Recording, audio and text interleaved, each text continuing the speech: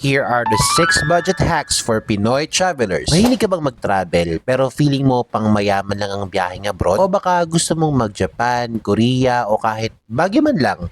Pero lagi kang napapaisip, kaya ba ng budget ko?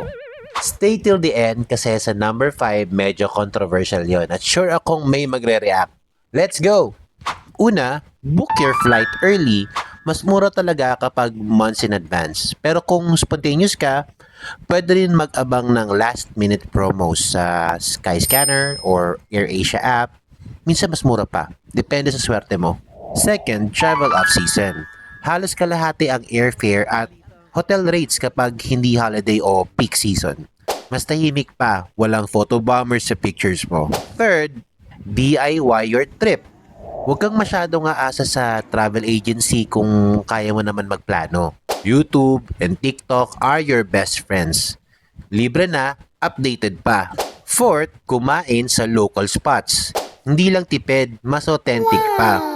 Alam mo bang minsan, mas masarap pa sa karinderya kaysa sa restaurant na may tourist price? Okay, ito na yung controversial. Hack number 5, skip the pasalubong culture.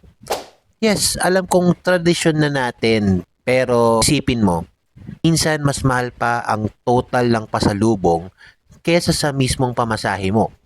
Kung gusto mo talagang magbigay, small token lang. Hindi kailangan ng buong maleta ng keychains. Agree ka ba? Or bad trip tong tip na to? Comment mo yung opinion mo sa baba. Lastly, bring your own essentials. Power banks, snacks, toiletries.